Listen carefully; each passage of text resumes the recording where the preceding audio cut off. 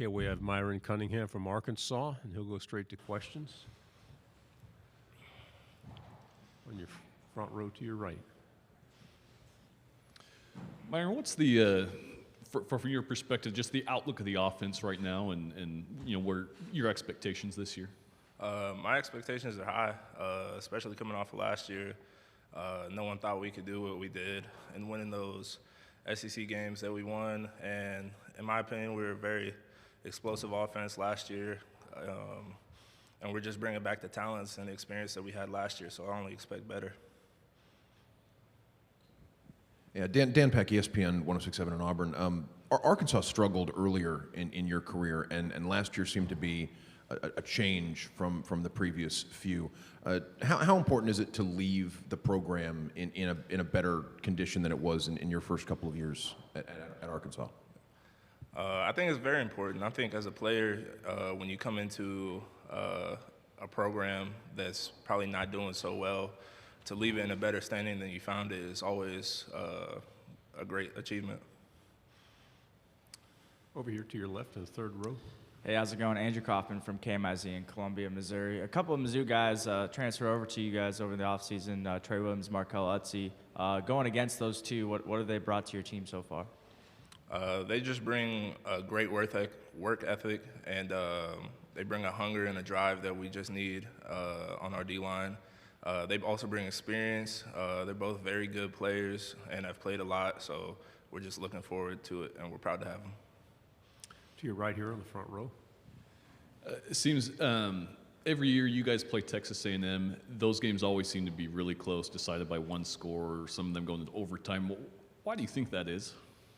I don't know. I just think that both sides are very fired up for the game, considering that we normally play in the Dallas Stadium. So I think both sides are just fired up, and when both teams are ready and hungry, it's just going to be a good game.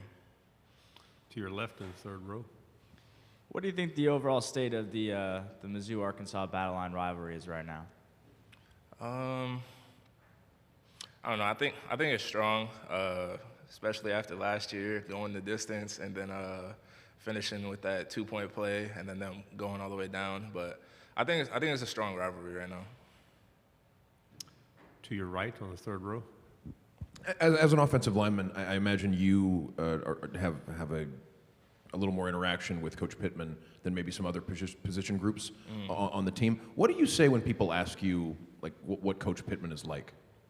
I just tell him that he's a genuine guy, because he is. I mean, he shows up every day. He makes every individual, no matter if you're a walk-on or a scholarship guy, he makes you feel like your family, and you can see it every day. You grew up in a football hotbed. You were recruited nationally. What was a tipping factor to go to Arkansas? It was just really the state. The state tipped the factor. I just like the environment surrounding the Hogs. The fans are crazy, but I liked it, and I still love it. But it was really just the state that tipped it. To your right on the second row. Myron, what went into the decision to return to Arkansas? You're taking advantage of the COVID year. Why did you come back? Ultimately, I came back to better myself and to better my draft stock for this next year's upcoming draft. I just feel like I'm a better player, and under Coach Pittman and now Coach Kennedy, I feel like I have all the tools I need to become that player. On the front row, to your right. You talked about this explosive offense. Expect more of the same this year. What about the defense? I mean, you go up against those guys in practice. What do you see from them, and what do you expect from this defense? I see great things from the defense. We got a great core of linebackers and DBs. They come to work every day, and our D-line just got better from our transfers. So, I mean, I'm expecting great things from the defense, even better than last year.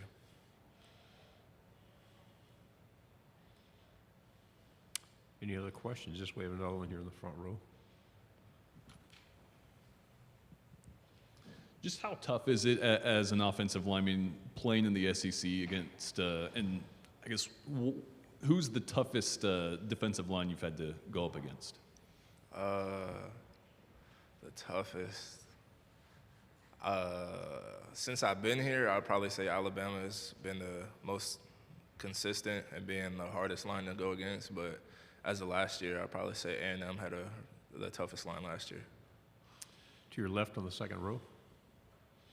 Hi, Jacques Doucet, WAFB TV.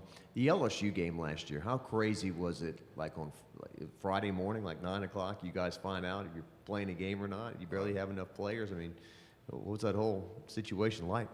It was nuts because, like, we woke up that morning and really on the way there the night before, we knew about it.